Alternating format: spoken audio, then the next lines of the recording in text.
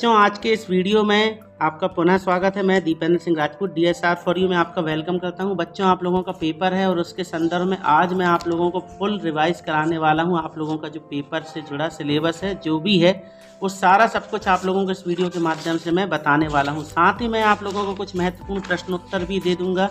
देखें, आपका ब्लूप्रिंट तो आपको पता ही है किस टाइप से ब्लूप्रिंट आना है, ज़्यादा आप लोगों को बताने की आवश्यकता नहीं है। एक शब्द के जो उत्तर हैं वो भी आप लोगों को याद करने हैं। एक शब्द के उत्तर जो है उनमें आप लोगों को बिल्कुल रिस्क नहीं लेना है। एक शब्द के उत्तर तो आप लोगों को पूरे पढ़ लेने हैं, ठीक है। अब बारी आई जैसे कि कुछ महत्वपूर्ण प्रश्नों के उत्तर की, तो एक शब्द के उत्तर मैं ज़्यादा नहीं बता पाऊँगा। जैसे कि अब सबसे पहले कि आपका जो प्रश्न है, पद्य साहित्य किसे कहते हैं, तो भाषा ये है कि साहित्य की वह विधा जिसमें किसी कहानी या मनोभाव को कलात्मक रूप से किसी भाषा के द्वारा अभिव्यक्त किया जाता है। क्या?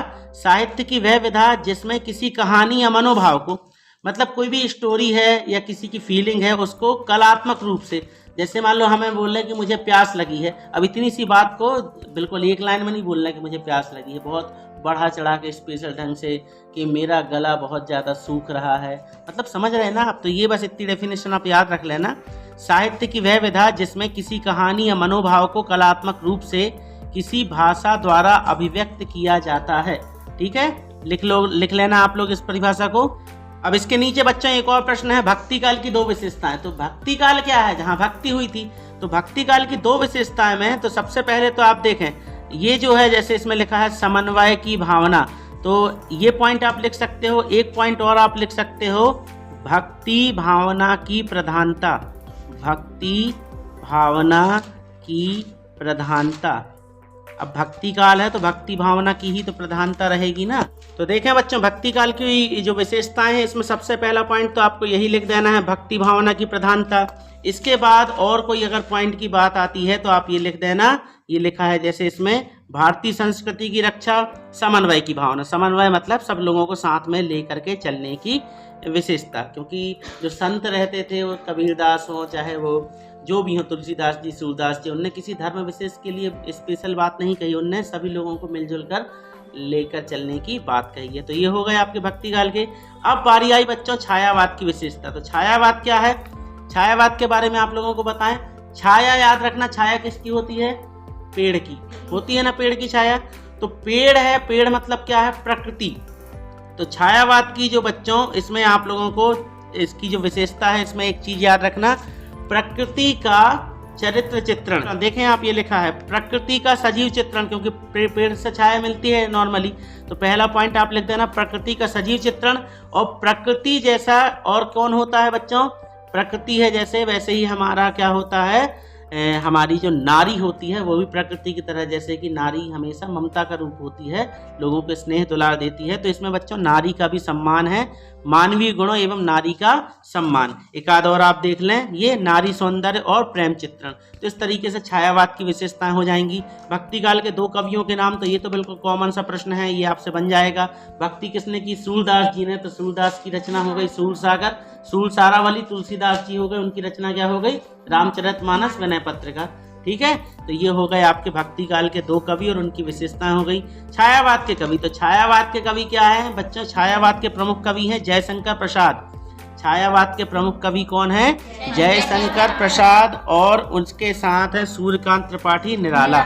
ये देख लीजिए, जयशंकर प्रसाद की रचना लिख देना कामायनी, और त्रिपाठी जी की निराला लिख देना परिमल, ठीक है। अब इसके बाद कुछ महत्वपूर्ण प्रश्नोत्तर भी हैं यहाँ पे, जैसे कि गोपियों द्वारा उद्धव को भाग्यवान कहने में क्या व्यंग्य निहित है। ये प्रश्न जरूर कर लेना, मुझे लगता है कि इसके आने के चांसेस हैं। क्यों? देखिए, गोपियों ने उद्धव को भाग्यवान क्यों कहा? गोपी जो रही कृष्ण के विरह में तड़प रही थी कि कृष्ण उन्हें छोड़कर चले गए। वो गोपियां उद्धव से ये कहना चाहती हैं कि तुम कैसे आदमी हो, तुम कैसे इंसान हो जो कृष्ण के साथ रहते हो दिन भर, और तुम यहाँ आके योग की बात कर रहे हो। तुम्हारा यदि कृष्ण के प्रति मन नहीं बन पा रहा है तो तुमसे बड़ा भाग्यहीन इंसान और कोई नहीं है, ठीक है। उन्होंने, गोपियों ने उद्धव की तुलना किससे कर दी थी? कड़वी ककड़ी और किससे की थी? हारिल की लकड़ी से। जी हाँ, तो इस चीज को भी आप लोग याद रखिएगा, ठीक है। ये इसमें लिखा है क्योंकि उद्धव श्री कृष्ण के साथ रहकर प्रेम से वंचित हैं, मतलब कि प्रेम से दूर हैं, अलग हैं, वे श्री कृष्ण की प्रेम रूपी नदी में नहीं डूब पाए, इसलिए उन्होंने क्या कहा था, उद्धव को भाग्यवान कहा था। भाग्यवान और भाग्यशाली दोनों के संदर्भ में इसका उल्लेख किया है इस पद्य में। अगला प्रश्न है आप लोगों का, सूरदास की काव्यगत विशेषताएं। तो सूरदास जी की रचना कैसी थी? सूरदास जी कृष्ण भगवान को क्या मानते थे? अपना सखा मानते थे। तो सूरदास के काव्य में भक्ति में सांख्य भाव है, ठीक है। सूरदास के काव्य में जो भक्ति है उसमें क्या है? सांख्य भाव है। उनमें विनय, दाम्पत्य और माधुर्य भाव का मिश्रण है। उनमें उनकी भक्ति भावना में क्या विनय मिल जाती है, रिक्वेस्ट, दाम्पत्य मतलब कि जो घर परिवार होता वो, और माधुर्य मतलब मिठास, इन तीनों चीज़ों का उल्लेख मिल जाता है। तो उनकी पहली पॉइंट क्या हो गया, उनकी भक्ति भावना में सांख्य भाव है और उनकी शैली जो है वो गीति काव्य है। ये बात लिख देना आप, क्या सूरदास के काव्य में भक्ति में सांख्य भाव है, उनमें उनकी जो शैली है वो गीति काव्य की है और विनय, दाम्पत्य और माधुर्य भाव का मिश्रण है। ये एक लाइन लिख देना आप लोग। तो ये सूरदास को वात्सल्य रस का सम्राट भी कहा जाता है, ठीक है। सूरदास क्या थे? वात्सल्य रस के सम्राट थे। उनका बाल वर्णन मनोवैज्ञानिक है, ये पहला पॉइंट आप लिख देना। सूरदास वात्सल्य रस के सम्राट थे। उनका बाल वर्णन, जो बालकपन की बातें उनने, वो मनोवैज्ञानिक है। और कला पक्ष में आप लिख देना। देखो ये जो प्रश्न है सूरदास की काव्यगत विशेषताएं, ये आप लोगों को जीवन परिचय में भी आ सकता है। जीवन परिचय में कैसे आ सकता है? जीवन परिचय आजकल क्या क्या पूछ रहे हैं, नॉर्मली आप लोगों से जीवन परिचय में केवल यही चीज पूछी जाती है कि सूरदास जी की दो या किसी भी कवि के बारे में दो रचनाएं और उनका भाव पक्ष और कला पक्ष बताना। तो सूरदास जी की दो रचनाएं कौन कौन सी हो जाएंगी? एक हो जाएगी सूरसागर और एक सूरसारावली। सूरसागर और सूरसारावली ये हो जाएगी। साहित्य लहरी भी उनकी रचना है। इसके अलावा इनके जो भाव पक्ष में आप लिख देना, सूरदास को वात्सल्य रस का सम्राट कहा जाता है। उनका बाल वर्णन मनोवैज्ञानिक है और वियोग श्रृंगार का मार्मिकता के साथ चित्रण किया गया है। 3 पॉइंट ये हो जाएंगे। कला पक्ष में आप लिख देना, सूर ने अपने भावों को ब्रज भाषा के माध्यम से व्यक्त किया है। उनकी भाषा कैसी थी? ब्रज भाषा थी। और उनकी भाषा में कोमलकांत पदावली, कोमलकांत पदावली ये शब्द याद कर लीजिएगा। कोमलकांत पदावली सरलता और प्रवाह है। उनकी भाषा में कोमलकांत पदावली, सरलता और प्रवाह, मतलब उनकी भाषा ज्यादा कठिन नहीं है। और अलंकारों कौन कौन से? उपमा, रूपक और उत्प्रेक्ष अलंकारों का प्रयोग उन्होंने बहुत मात्रा में किया है। ये हो जाएगा इनका भाव पक्ष और कला पक्ष। देखिए बच्चों, इसके बाद अगला प्रश्न है सूरदास का साहित्य में स्थान। तो देखें सूरदास का साहित्य में स्थान के लिए, सूरदास कृष्ण भक्ति धारा के प्रमुख कवि हैं। उन्हें हिंदी साहित्य का सूर भी कहा जाता है। वे वात्सल्य और श्रृंगार के अप्रतिम गायक भी हैं। हिंदी में वे भ्रमर गीत परंपरा के प्रवर्तक हैं, ठीक है। तो ये इतना आपको लिख देना है और फिनिश हो जाएगा। थोड़ा सा जब भी आप जीवन परिचय लिखें तो साहित्य में स्थान बहुत अच्छे से लिखना है, और जब किसी कवि या लेखक के बारे में साहित्य में स्थान ना बन पाए तो आपको एक शब्द लिख देना, क्या? हिंदी साहित्य में इनका अमूल्य योगदान है और ये हिंदी साहित्य में के एक अमर कवि हैं या लेखक हैं, जो भी है। ये तो बिल्कुल लिखा ही देना हर बार, झंझट खत्म। क्योंकि आप कौन सा किसी को कुछ बुरा भला कह रहे हैं। अभी कोई कवि है या लेखक है तो उसने कुछ अच्छा ही लिखा होगा, और जब कुछ अच्छा लिखा है तो हिंदी साहित्य में उनका बहुत बड़ा योगदान है, तब तो उनकी प्रिंट छपा है, यहाँ पढ़ रहे हैं हम लोग, ठीक है ना। तो इतना करके आप लोग फिनिश कर लेंगे। अगला है अब यहाँ पे तुलसीदास जी के बारे में आया हुआ है कि गोस्वामी तुलसीदास जी की दो रचनाएं। तो तुलसीदास जी की दो रचना कौन कौन सी हैं? विनय पत्रिका और कवितावली, गीतावली और दोहावली हो गई। रामचरितमानस उनकी सबसे अच्छी रचना है, महाकाव्य। तो हमेशा जब रचनाएं लिखना तो रामचरितमानस, देखें मैंने आप लोगों को जो एक वीडियो बना के दिया है तुलसीदास जी का जीवन परिचय, जो DSR4U Pro में डाला है, उसमें मैंने आप लोगों को बहुत अच्छे से तुलसीदास जी का जीवन परिचय लिखना सिखाया है। रचनाएं आपको लिखनी है इस तरीके से, रामचरितमानस लिख देना आप लोग, और महाकाव्य है तो स्पेशली, और फिर उनकी एक दो रचनाएं और लिख देना। अब मान लो तुलसीदास जी का आपको काव्यगत विशेषताएं आ जाएं तो उस वीडियो को आप देख लेना। यहाँ पे मैं आप लोगों को हल्के में दिखा दे रहा हूँ बस, तो इसको आप देख करके अच्छे से नोट कर लें। ये जो मैंने आप लोगों को बताया है, ये देखिए भाव पक्ष है ये पूरा, और ये कला पक्ष है, और ये है साहित्य में स्थान। देखो इनका भी साहित्य में स्थान क्या है? लोक कल्याण के भाव से काव्य रचना करने वाले तुलसीदास विश्व विख्यात कवि हैं, उनके बारे में उक्ति है। फिर ये जो कथन लिखा हुआ है इसको आप देख लेना। वीडियो पूरा देखना हो तो आपको मेरे दूसरे channel DSR for you pro पे जाना पड़ेगा और वहां से आप देख सकते हैं। फिर से देख लें पुस्तक की लैंग्वेज में। देखो भाव पक्ष आपको इस तरीके से लिख देना है। तुलसी साहित्य, देखिए आप लोगों को सूरदास जी का भाव पक्ष कला पक्ष याद रखना है। भाव पक्ष और कला पक्ष ही काव्यगत विशेषताएं होती हैं। अगर आप भाव पक्ष कला पक्ष पढ़ के जा रहे हैं और आपको काव्यगत विशेषताएं आ जाएं तो आप भाव पक्ष कला पक्ष लिख देना, और अगर भाव पक्ष कला पक्ष आ गया और काव्यगत विशेषताएं पढ़े हैं तो आप वही लिख देना। मतलब कहने का आशय ये है कि आप एक ही बार पढ़ लें और सब कवर हो जाएगा। तुलसीदास जी का भाव पक्ष कला पक्ष लिखना है तो ये देखिए पूरा लिखा है। तुलसी साहित्य के लोक हित लोक मंगल की भावना सर्वत्र मुखर है। आप राम के अनन्य भक्त हैं। आपके काव्य में समन्वयवादी दृष्टिकोण दार्शनिकता है। आप रस सिद्धि कवि हैं। साहित्य में स्थान लिख देना, ये पूरा लिखा हुआ है। बच्चों एक और चीज है, जयशंकर प्रसाद भी मोस्ट इंपॉर्टेंट है, इनके बारे में आप लोग देख लेना। जयशंकर प्रसाद की काव्यगत विशेषताएं आएंगी अगर तो ये लिख देना, समरसता का संदेश, प्रेम वेदन का मर्म स्पर्शी चित्रण, प्रकृति का मानवीकरण और दार्शनिकता। ठीक है, काव्यगत विशेषताएं में क्या, पहला पॉइंट तो आपको ये लिखना है कि ये छायावाद के प्रवर्तक कवि हैं। इसके बाद इनके बारे में एक दो पॉइंट और लिख देना, जैसे कि इनकी रचनाओं में समरसता का संदेश मिलता है, प्रकृति का मानवीकरण, मतलब उनने ये बताया है चाहे जयशंकर प्रसाद जी ने कि जो प्रकृति है ना वो भी इंसान की तरह है। जैसा कि इंसान होता है वो अपने बच्चों को पालता पोसता है, लोगों के भलाई के लिए काम करता, कभी कभी नाराज भी हो जाता, वैसे ही जो हमारी प्रकृति है वो भी इंसान की तरह होती है। कभी कभी जब प्रकृति नाराज होती है तो क्या होता है, प्रलय आ जाता है, बाढ़ आ जाती, तूफान आते हैं, और जब खुश होती है तो चारों तरफ बहार आ जाती, खुशी में वो फूल देती है, फल देती है, जो पेड़ पौधे रहते सभी चीज, ये पूरी प्रकृति है। ठीक है ना, तो इसी के बारे में प्रकृति का मानवीकरण और दार्शनिकता मिलती है। जयशंकर प्रसाद का भाव पक्ष स्पष्ट करना तो भाव पक्ष ये लिखा हुआ है, आप इसको पूरा लिख देना। ठीक है, अब यहाँ पे एक प्रश्न आता है कि जयशंकर प्रसाद का क्या स्थान है हिंदी साहित्य में। तो देखें आप, जयशंकर प्रसाद का हिंदी साहित्य में जो स्थान है इसको भी आपको पढ़ लेना। देखो बच्चों, अगर ये प्रश्न आ जाता है कि कौन सा प्रश्न, आधुनिक हिंदी साहित्य में जयशंकर प्रसाद का क्या स्थान है, तो इसमें आपको क्या लिख देना है, पहली लाइन तो आप ये लिखेंगे कि वे छायावाद के प्रवर्तक एवं आधार स्तंभ हैं। क्या, वे छायावाद के प्रवर्तक एवं आधार स्तंभ हैं। इसके बाद आपको लिखना है ये एक युग प्रवर्तक लेखक थे, इन्होंने एक साथ कविता, नाटक, कहानी और उपन्यास के क्षेत्र में हिंदी को गौरवान्वित होने योग्य कृतियां दी हैं। मतलब इन्होंने एक साथ क्या क्या लिखा, कविता भी लिखी, नाटक भी लिखी, कहानी भी लिखी और उपन्यास भी लिखा हुआ है। ठीक है, इतना लिख करके आप फिनिश कर देना। एक उत्तर और ये देख लेना, जयशंकर प्रसाद का साहित्य में स्थान में, तो ये आप देख सकते हैं हिंदी में छायावादी काव्य को प्रतिष्ठित करने वाले साहित्यकारों में प्रसाद जी का प्रमुख स्थान है। काव्य के अतिरिक्त नाटक, उपन्यास, कहानी, निबंध सभी क्षेत्रों में उनका विशेष योगदान है। आप चाहो तो ये भी लिख सकते, बिल्कुल सिंपल और शॉर्ट एंड स्वीट है। ठीक है, ये ज्यादा अच्छी है। अब इसके बाद बारी आई बच्चों निराला की। तो देखिए, मैं तो आप लोगों को गैसिंग दे सकता हूं, तो गैसिंग के तौर पे मैं आप लोगों को इतना बस बताना चाहता हूं कि आपका सूरदास और जयशंकर प्रसाद, इनसे जुड़ा प्रश्न आप लोगों को पूछा जा सकता है। मेरी दृष्टि में निराला को मैं महत्व नहीं देता हूं कि निराला के बारे में आएगा, फिर भी आपको यदि इनको देखना है तो आपके पास जो भी गाइड है, देखिए यहाँ से मैंने ये बता दिया, इसका स्क्रीनशॉट ले लेना, भाव पक्ष कला पक्ष पढ़ लेना और इनकी 2 रचनाएं पढ़ लेना। ठीक है, और साहित्य में स्थान देख लेना।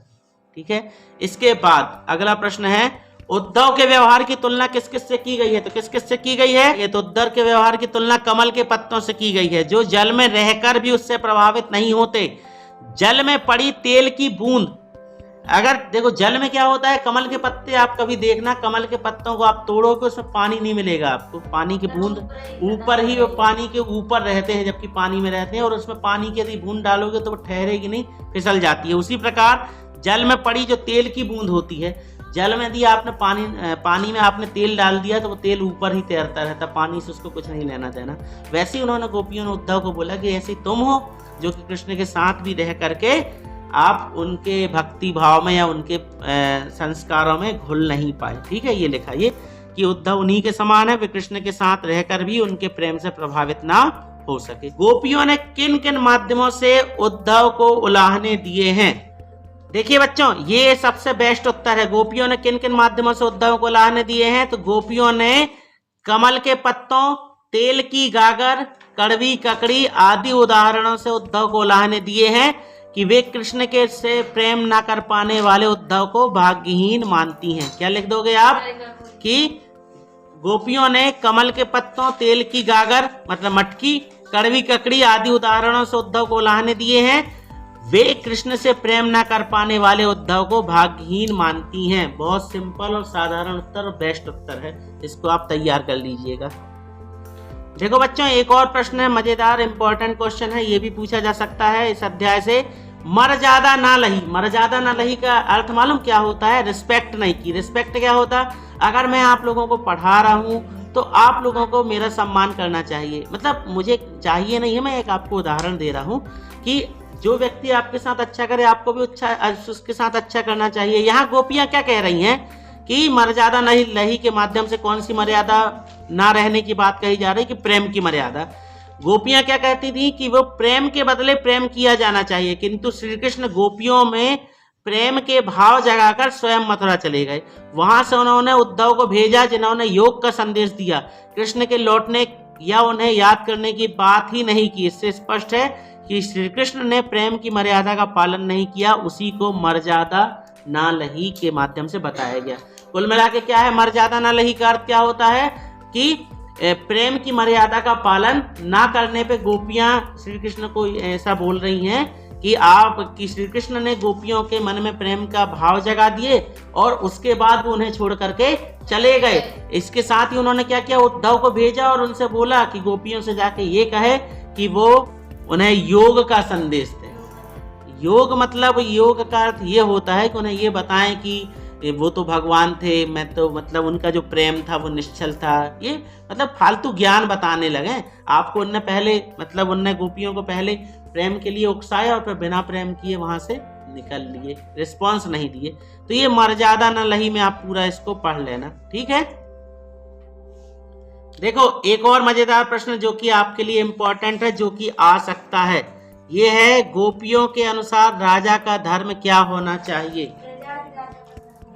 हाँ जी हाँ, गोपियों के अनुसार राजा का धर्म यही होना चाहिए कि वह प्रजा को कभी ना सताए और निरंतर उनकी भलाई में लगा रहे, साथ ही वह अपनी प्रजा को अन्याय से छुटकारा दिलाए। बहुत सही और सटीक उत्तर है। क्या गोपियों के अनुसार राजा का धर्म क्या होना चाहिए कि वह प्रजा को ना सताए, उनकी निरंतर भलाई में लगा रहे और प्रजा को अन्याय से छुटकारा दिलाए। बस इतना। तो बच्चों इस अध्याय से यही प्रश्न इंपॉर्टेंट थे, ये बता दिए। आगे बढ़ते हैं दूसरे अध्याय को। देखो एक और प्रश्न है बच्चों राम लक्ष्मण परशुराम संवाद से कि ये प्रश्न जो है आपके इसमें आया हुआ है प्रश्न बैंक में कि परशुराम के क्रोध करने पर लक्ष्मण ने धनुष के टूट जाने के लिए कौन कौन से तर्क दिए। तो उन्होंने क्या कहा, उनका राम जी का ने जो धनुष तोड़ दिए थे परशुराम जी का, तो उसमें क्या क्या बोले। उन्होंने ये बोले कि भैया सभी धनुष तो एक जैसे होते हैं, इसमें नया क्या है। फिर राम ने इसे नए के भ्रम में देखा था, राम ने तो इसे नए के भ्रम में देखा था कि ये शायद कोई स्पेशल होगा, इसलिए उन्होंने उसको उठाया और यह धनुष तो राम के छूते ही टूट गया। इसमें उनका क्या दोष, आप तो बिना कारण के क्रोध कर रहे हैं, ठीक है। तो ये पॉइंट हो गए। एक आध और यहाँ से आप देख लो परीक्षा अध्ययन से, क्या परशुराम के क्रोध करने पर लक्ष्मण ने क्या कारण दिए कि राम ने इस धनुष को नया समझा किंतु ये पुराना और जर्जर था, मतलब बूढ़ा धनुष था। लक्ष्मण ने कहा कि बचपन में हमने ऐसे कई धनुष तोड़े हैं, तो फिर आप नाराज क्यों नहीं हुए? तब नहीं हुए नाराज, इस धनुष के टूटने पे आप नाराज हो गए और इस धनुष के टूटने से कोई लाभ या हानि नहीं, इसलिए इस पर नाराज होने की कोई ज्यादा जरूरत आपको नहीं। लक्ष्मण ने वीर योद्धा की क्या विशेषताएं बताई हैं, इसको जरूर पढ़ लेना। मेरे हिसाब से ये मोस्ट इंपॉर्टेंट क्वेश्चन है। तो वीर योद्धा क्या होते हैं? बहादुर इंसान। क्या होते हैं? तो क्या होते हैं? देखिए वीर योद्धा की ये विशेषताएं होती, पहली चीज, अच्छे व्यक्ति जो रहते ना, जैसे अच्छा पढ़ाने वाला टीचर रहता, अपनी प्रशंसा नहीं करता कभी भी कोई भी, है ना। तो वीर योद्धा की क्या विशेषताएं होती कि वीर कभी अपनी वीरता का वर्णन नहीं करते। जो अच्छे लोग होते वो अपनी अच्छाई बताते नहीं फिरते हैं, तो वीर कभी अपनी वीरता का वर्णन नहीं करते। और जो वीर होते हैं ना, वो युद्ध स्थल में अपनी वीरता का प्रमाण देते हैं। लड़ाई में बताते कि हम वीर हैं, अब मुंह से बता रहे कि हम तो एक साथ 100 लोग को मार सकते हैं, और जब लड़ने के लिए भेजे तो पता चला वाट लग गई उनकी, है ना, कुछ नहीं बना।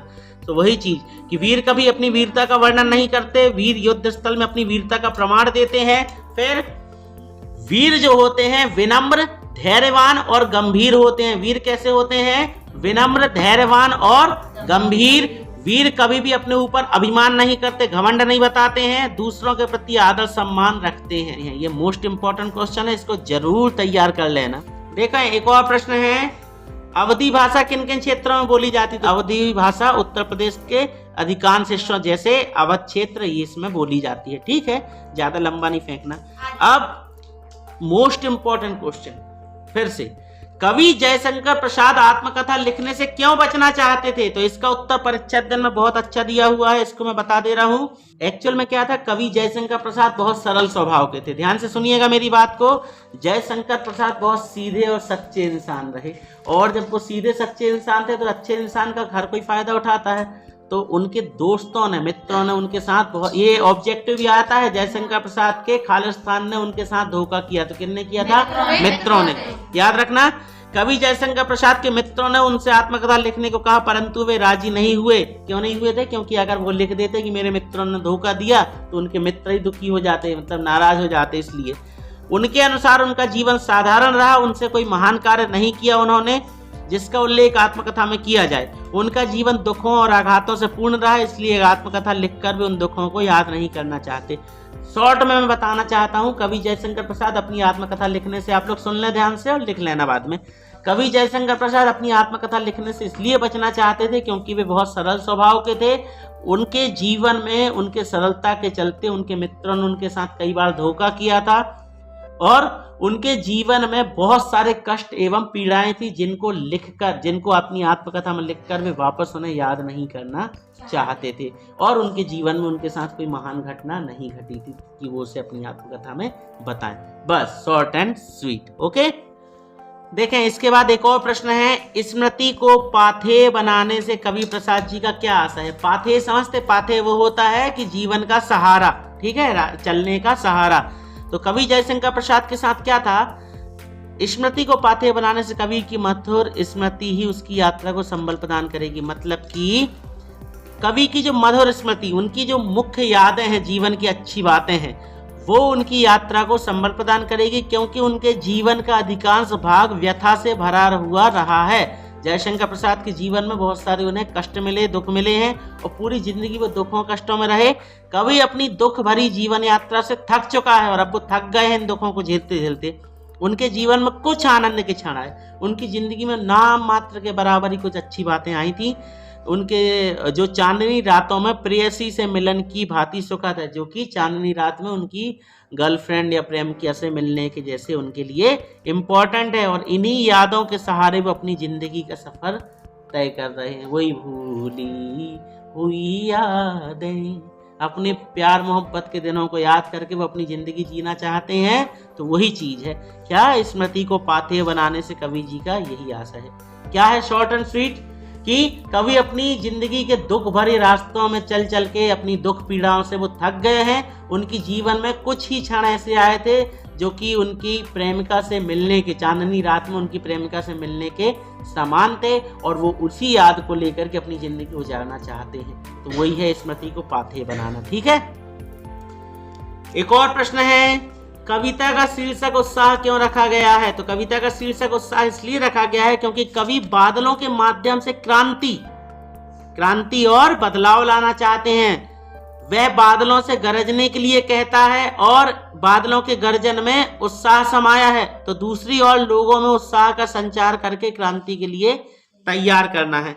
एक और उत्तर है आपके सामने यहाँ पे कि सूर्यकांत त्रिपाठी निराला ने को बादल बहुत प्रिय लग रहे हैं। वे उन्हें क्रांति नवचेतना के दूत मानते हैं। क्रांति या चेतना बिना उत्साह के संभव नहीं, इसलिए कवि ने कविता का शीर्षक उत्साह रखा है। वैसे भी बादलों की गर्जन उत्साहवर्धक होती है। बादलों की गर्जना से लोगों में उत्साह का संचार हो जाता है। ये प्रश्न मोस्ट इंपॉर्टेंट, इसको भी देख लेना। देखो, फागुन मास में, फागुन की महीना में क्या होता है? प्रकृति का सौंदर्य अपने चरम पर होता है। फागुन का जो महीना आता है उसमें प्रकृति बहुत सुंदर दिखती है। पेड़ पौधे जो होते पत्तों से लद जाते हैं। गर्मी के मौसम में आपने देखा होगा पेड़ बिल्कुल कंगाल हो जाता है, बेकारी टाइप का। सबसे ज्यादा तो कंगाल कौन सा पेड़ होता है? पीपल का पेड़, टकला हो जाता पूरा। तो फागुन का जो मौसम होता है उसमें पेड़ों के ऊपर पत्तियां लगती हैं, नई नई पत्तियां होती, पूरे चारों तरफ हरियाली होती है। चारों तरफ रंग बिरंगे फूलों की शोभा बिखरी है, भीनी भीनी सुगंध सभी की ओर से आ रही है। प्रकृति की सुंदरता इतनी अच्छी है कि उससे कवि की आंख हटना नहीं चाहती। कुल मिला के क्या लिख दोगे? कवि की आंख फागुन की सुंदरता से क्यों नहीं हट रही? क्योंकि फागुन के महीने में प्रकृति एक प्रकार से सज जाती, संवर जाती है, पेड़ पौधे पत्तों से लद जाते हैं, चारों तरफ फूलों की खुशबू फैली हुई रहती है। इसलिए प्रकृति की सुंदरता को देखकर कवि की आंख फागुन की सुंदरता से नहीं हट रही है। ठीक है, ये भी कर लेना आप लोग। एक प्रश्न और है कि फागुन में ऐसा क्या होता है जो बाकी ऋतुओं से अलग होता है? तो देखो, इसके आप लोग पॉइंट बना के लिख देना। अब सबसे पहले तो आपको पॉइंट लिखना है प्रकृति का सौंदर्य या पौधों का सौंदर्य। पौधों का सौंदर्य में आप क्या लिख दोगे? देखो, पॉइंट बस समझो ऊपर का, प्रकृति का सौंदर्य, पौधों का सौंदर्य, पहला पॉइंट। अब पौधों का सौंदर्य में आप क्या लिखोगे कि चारों तरफ हरियाली छाई रहती है और प्रकृति बहुत ही सुंदर दिखाई देती है, रंग बिरंगे फूल दिखते हैं। फिर सुगंधित पवन। अब बनी बात है, प्रकृति में क्या है, चारों तरफ हरियाली छाई है, रंग बिरंगे फूल खिले हैं, तो जो हवा चलेगी वो भी सुगंधित होगी। फिर मादक वातावरण। मादक वातावरण में भी वही चीज लिख देना कि सारा वातावरण मादकता से परिपूर्ण हो जाता है, हवा में भीनी भीनी फूलों की सुगंध फैली रहती है, तो ये मादक वातावरण होता है। ठीक है, और लास्ट में लिख देना पक्षियों का उल्लास। अब पक्षी क्या है? जब पेड़ पौधों में हरियाली छाई हुई है, चारों तरफ फूलों की खुशबू फैली हुई है, मादकता है वातावरण में, तो पक्षी भी इस मौसम को देख करके खुश होते हैं और उल्लास में भरकर वे आकाश में उड़ान भरते हैं। देखिए बच्चों, एक और प्रश्न है, छाया शब्द किस संदर्भ में प्रयुक्त हुआ है? तो इसके लिए उत्तर है, छाया शब्द का प्रयोग कवि ने बीते समय की सुखद यादों के लिए किया है। वे यादें अतीत की हो सकती हैं और भविष्य की भी। कवि इन्हें छूने से इसलिए मना करता है क्योंकि इन यादों से हमारा दुख कम नहीं होता। जो बीत गया बेटा, आप पुरानी यादों को, आज मान लो कि बाद आज आप बीमार हो, बाय द वे आपको बुखार चढ़ा, फीवर है, और आप 1 महीना पहले बहुत स्वस्थ थे, अच्छे खा पी रहे थे, और यदि उसको आप याद करके सुखी हो जाओ तो उससे क्या आपका बुखार उतर जाएगा? नहीं। तो वही चीज है, वो यही कहना चाहते हैं कि छाया मत छूना मतलब यही है कि पुरानी यादों को याद करने से हमारा दुख कम थोड़ी होगा। बस इतना ही है। इसी के नीचे एक और प्रश्न इंपॉर्टेंट है, मृग तृष्णा किसे कहते हैं? तो इस प्रश्न का उत्तर भी आप देख लें। रेगिस्तान में चिलचिलाती धूप में, रेगिस्तान में चिलचिलाती धूप में प्यासा हिरण सूर्य की किरणों से चमकते रेत को पानी समझकर वहां पहुंचता है। आपने देखे होंगे कभी गर्मियों के मौसम में जब आप सड़क पे चलते हो तो सड़क में आपको बहुत दूर ऐसा दिखाई देता है, जैसे आप बस में हो या कार में हो, तो आपको ऐसा लगता है कि आगे पानी बह रहा है, जबकि वहां पानी नहीं रहता। एक्चुअल में क्या होता है, गर्मी के कारण सड़क से जो जमीन से ऊर्जा निकलती है वही ऐसी प्रतीत होती है जैसे वहां पानी हो। तो वही चीज यहाँ होता है। रेगिस्तान में भी रेत के कण ऐसा प्रतीत कराते हैं जैसे आगे पानी भरा हो। तो उसको देख करके हिरण बहुत दूर दौड़ लगा के पहुंचता कि वहां पानी मिलेगा, और वो उस चक्कर में जैसे जैसे आगे बढ़ता पानी दूर होता जाता और लास्ट में वो हिरण तड़प करके मर जाता है। इसी चीज, यह पानी का भ्रम मात्र है, इसी को मृग तृष्णा कहते हैं। ठीक है बच्चों, अब इसमें क्या है, प्रस्तुत कविता में इसका प्रयोग अतीत के बड़प्पन के एहसास के अर्थ में हुआ है। अतीत के बड़प्पन का एहसास भी एक भ्रम है, वास्तविकता नहीं। कवि ये कहना चाहता है जैसे मृग तृष्णा होती है ना, उसी प्रकार हमारा अतीत भी एक मृग तृष्णा है। अगर हमारे साथ भूत में पिछले समय में कुछ अच्छा हुआ है और उसी को याद कर करके हम जिंदा रह रहे हैं, तो ये बहुत बड़ी मूर्खता है। इसको तैयार कर लेना, अच्छा प्रश्न है ये भी। देखें इसी का एक और अच्छा शॉर्ट एंड स्वीट कि मई जून के महीने में चिलचिलाती गर्मी में रेगिस्तान में दूर से चमकती रेत पानी का भ्रम पैदा करती है। गर्मी में प्यास से बेहाल मृग उसी चमक को पानी समझकर उसके पास दौड़कर जाता है और निराश होता है। इस कविता में इसका प्रयोग छलावे या भ्रम के एहसास के लिए किया गया है, जिसके पीछे मनुष्य आजीवन भागता रहता है। अर्थात व्यक्ति बड़प्पन को सुख मानता है, जबकि वास्तविकता में सुख नहीं होता। ये पूरा आप यहाँ से यहाँ तक भी लिख सकते हो। ठीक है, मृग तृष्णा किसे कहते, पहले आप एग्जाम्पल लिख देना ये मृग वाला, फिर इसके बाद यहाँ से यहाँ तक लिख देना, हो जाएगा इसका उत्तर। देखिए बच्चों, यहाँ पे कुछ और इम्पोर्टेंट क्वेश्चन है जो आपकी प्रश्न बैंक में पूछे गए हैं। इनके उत्तर मैं आप लोगों को परीक्षा दिन से दूंगा। जैसे ये लिखा हुआ है, आग से रोटियां सेकने के लिए माँ ने बेटी को सचेत करना क्यों जरूरी समझा? इसका उत्तर यहाँ अच्छा दिया हुआ है, आग रोटियां सेकने के लिए है, जलाने के लिए नहीं। माँ ने बेटी को इसलिए सावधान किया क्योंकि समाज में लड़कियों के प्रति निष्ठुर दृष्टिकोण रहा है। आप लोग को मालूम होगा दहेज प्रथा के चलते कई बार बहुओं को जला दिया जाता है, जो लोग सोचते हैं कि मतलब अन्याय आदि कारणों से बहुएं ससुराल में जला दी जाती हैं, और इसी बात से उसकी माँ जो है उसको सचेत करना चाहती है। किसको? अपनी बेटी को। इसी में एक और मोस्ट इंपॉर्टेंट क्वेश्चन है, माँ को अपनी बेटी अंतिम पूंजी क्यों लग रही है? तो एक्चुअल में क्या होता है, जो बेटी होती है वो अपनी माँ के सबसे निकट होती है, अपनी हर बात अपनी माँ से शेयर करती है, और जो माँ रहती है उसका दुख भी बेटी समझ लेती है। तो मतलब वो एक दूसरे के सुख दुख की साथी होती हैं। माँ के दुख में बेटी ही सहारा बनती है। यही कारण है कि माँ को अपनी बेटी अंतिम पूंजी लग रही, क्योंकि अंतिम पूंजी ही दुख में काम आती है, और अंतिम सहारा ही हमारा आखिरी सहारा होता है। और जब बेटी विदा होकर चली जाएगी तो माँ हो जाएगी अकेली। देखें, एक प्रश्न और है कि माँ ने बेटी को क्या क्या सीख दी हुई है। तो इस कविता में माँ ने बेटी को निम्नलिखित सीख दी है कि कभी भी अपनी सुंदरता और उसकी प्रशंसा पर ना रीझना। मतलब तुम बेटी हो, जरूरी अपनी सुंदरता पे घमंड मत बताना, ठीक है। और अपनी प्रशंसा, कोई तुम्हारी प्रशंसा कर दे कि आप बहुत अच्छी लग रही हो, तो उसके चक्कर में मत पड़ जाना। वो समझ जाओ उसके इरादे नेक नहीं है अगर कोई आपकी ज्यादा तारीफ कर रहा है। दूसरा है, घर गृहस्थी के सामान्य काम तो करना, किंतु अत्याचार ना सहना। अगर आपके ऊपर कोई जुल्म करे तो उसको बर्दाश्त मत करना है, क्योंकि आपके साथ यदि किसी ने एक छोटा सा जुल्म किया और आपने उसको सह लिए तो आगे फिर वो दूसरा जुल्म करेगा, फिर इस तरीके से अत्याचार बढ़ेंगे, तो अत्याचार को नहीं सहना। तीसरा है, कपड़ों और गहनों के बदले अपनी आजादी ना बेचना। कोई आपको ला के दे दे कपड़े गहने और उसका कुछ अलग गलत अर्थ बनाने का प्रयास करे तो उसके चक्कर में मत पड़ना। अपनी सरलता और भोलेपन को इस तरह प्रकट ना करना कि लोग उसका गलत ढंग से लाभ उठाएं। इतने अच्छे मत बन जाना, इतने सीधे कि लोग आप लोगों का आपका गलत इस्तेमाल कर सकें। इस तरीके से माँ ने अपनी बेटी को ये सारी समझाइश दी है, ठीक है। आपने देख लिया इसको। अब बेटा जीबीआई में देखो इतना सा उत्तर दे दिया है कि माँ अपनी बेटी को क्या सीख दी है कि जीवन के यथार्थ की शिक्षा सचेत रहने की। बेटा इतनों से याद न कर लियो, नुकसान हो जाए। अच्छा बड़ा प्रश्न है, इतना सा लिखोगे तो नंबर नहीं मिल पाएंगे आपको, इसलिए जैसा मैंने बताया वैसा ही आपको पूरा लिखना है इसको, ओके। तो बच्चों इस वीडियो में केवल इतना ही, इसके बाद बाकी जो है वो अगले वीडियो में दूंगा। इतना आप पढ़ें और इसको तैयार कर लें। बाकी वीडियो जब तक आएगा तब तक आपको ये बहुत अच्छे से इनको तैयार कर लेना, ओके। वीडियो पसंद आए वीडियो को लाइक करके चैनल को सब्सक्राइब जरूर कर देना, ओके। Good bye.